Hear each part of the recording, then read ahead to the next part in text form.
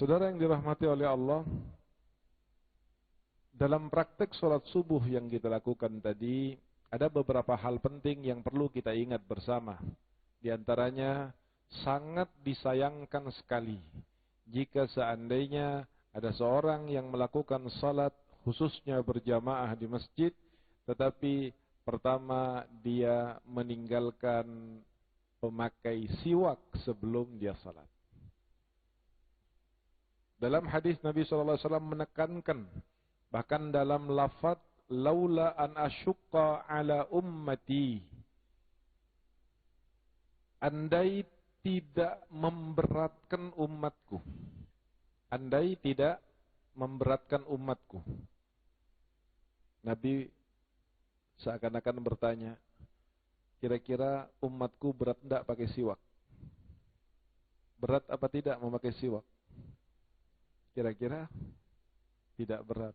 Saya pastikan ya Rasulullah, kami tidak berat memakai siwak. Malu kalau kita mengatakan memakai siwak berat. Karena memakai siwak itu hanya tinggal mengambil dari kantong kita satu sebatang kayu, lalu kemudian menggosokkan ke dalam, memasukkan ke dalam mulut kita dan membersihkan gigi kita. Baik kayu kecil saja.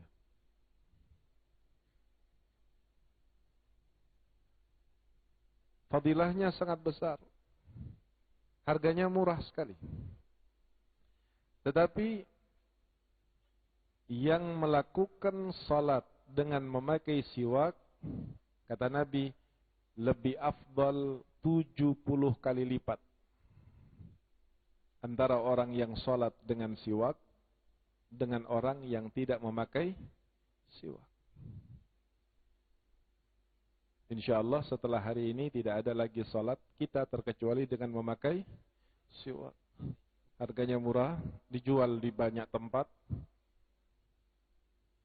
Di dalam fikih diterangkan bahwa sunnahnya memakai siwak itu dengan memegang tangan kanan dan meletakkan jari kelingking kita di bawah ujung bawahnya siwak. Jadi begini posisinya megang siwak. Lalu kemudian diletakkan di tengah gigi atas, lalu ditarik ke kanan, turun ke bawah, dinaikkan lagi ke gigi atas sebelah kiri, lalu ditarik lagi turun ke bawah. Diulangi 3 kali. Bentuknya bentuk 8 atau bentuk S. Kata Rasulullah, siwak ini akan meridhakan Allah subhanahu wa ta'ala. Dan di dalam beberapa fadilah siwak disebutkan oleh ulama bahwa di antaranya orang selain sehat dengan memakai siwak, maka dia akan dimudahkan nanti pada saat sakaratul maut untuk mengucapkan kalimat la ilaha illallah. Apa artinya seorang yang dimudahkan oleh Allah untuk mengucap la ilaha illallah? Artinya dia husnul khatimah. Di dalam hadis Nabi bersabda, barang siapa yang akhir ucapannya la ilaha illallah dakhalal jannah. Man kana akhiru kalamihi la ilaha illallah dakhalal jannah. Dan itu yang dikatakan oleh ulama dengan husnul khatimah. Orang yang husnul khatimah adalah orang yang mengakhiri ucapan saat hidupnya. Di akhir detik-detik hidupnya dia mengatakan la ilaha illallah. Maka dia adalah orang yang mati husnul khatimah, dan Nabi mengatakan orang ini akan masuk surganya Allah subhanahu wa ta'ala. Di antaranya dengan apa? Selain dia membiasakan dirinya dengan berzikir la ilaha illallah. Khususnya hari ini, perbanyaklah membaca la ilaha illallah wahdahu la syarikalah lahul mulku wa lahul hamdu yuhyi wa yumitu wa huwa ala kulli syai'in qadir. Pada hari Arafah ini, zikir yang paling afdal adalah mengucapkan la ilaha illallah wahdahu la syarikalah lahul mulku wa lahul hamdu yuhyi wa yumitu wa huwa ala kulli syai'in qadir. Yang perlu kita ingat bersama, terkait dengan salat yang kita lakukan tadi adalah memastikan diri kita memakai siwak. Namun jika seandainya kayu siwak tidak punya, apakah kemudian kita tidak mendapatkan sama sekali fadilah atau tidak ada cara lain untuk mendapatkan fadilahnya siwak? Tidak juga. Karena di dalam mazhab Syafi'i dikatakan bahwa memakai siwak itu yang afdal dari kayu arak. Kayu siwak yang saya tunjukkan tadi. Memang tidak ada tumbuhnya di Indonesia, tidak ada. Tumbuhnya di negara-negara Arab yang tandus dan panas. Tetapi alhamdulillah bahwa banyak sekali jalan mendatangkan kayu tersebut ke Indonesia untuk kita jadikan siwak.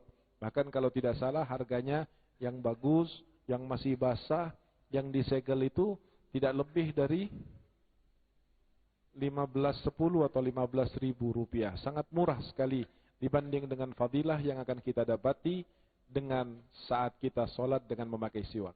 Kalau seandainya tidak ada kayu tersebut, maka dengan apapun, dengan sikat gigi, dengan apapun, benda apapun yang kasar, yang kira-kira dapat menghilangkan kotoran yang ada di gigi. Disunnahkan memakai siwak, khususnya saat salat, karena kita akan menghadap kepada Allah Subhanahu wa Ta'ala. Kita akan berbicara dan bermunajat kepada Allah Subhanahu wa Ta'ala. Jika seandainya kita saat berbicara kepada sesama manusia dengan bau yang tidak sedap, dengan gigi yang kotor, mungkin kita pasti malu. Bagaimana dengan adab dan sopan santun saat kita akan bermunajat dalam sebuah munajat agung, yaitu salat kepada Allah Subhanahu wa Ta'ala. Jika tidak ada, maka dengan seluruh yang kasar. Mau pakai siwak bisa, mau pakai kayu, ambil kayu di depan rumah, dipotong, dijadikan siwak, itu bisa dapat fadilahnya siwak, dapat sunnahnya siwak. Bahkan terkadang kita lihat orang-orang dulu, ketika dia lupa membawa siwak, maka dijadikan ujung kerahnya atau ujung daripada lengan bajunya itu dijadikan untuk siwak. Kotor nantinya.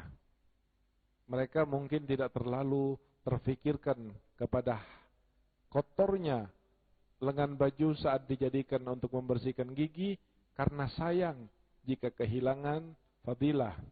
Yang mana salat yang kita lakukan pada hari ini dengan salat subuh yang akan kita lakukan besok tidak sama. Hari yang kita hadiri pada hari ini dengan hari Minggu yang akan kita hadiri pada minggu yang akan datang itu tidak sama. Pada saat matahari terbit, fajar terbit, maka hari itu mengatakan, Ibna Adam, ana khalqun jadid. Wahai manusia, ketahuilah bahwa aku ini adalah hari makhluk yang baru. Sama memang namanya minggu atau ahad, antara kemarin dengan sekarang, tetapi ahad yang kemarin itu bukan ahad yang sekarang. Ahad yang akan datang bukan ahad hari ini. Tetapi ahad yang kemarin itu sudah dilipat oleh Allah. Sudah kembali dengan seluruh amal kita. Sudah tidak akan kembali lagi.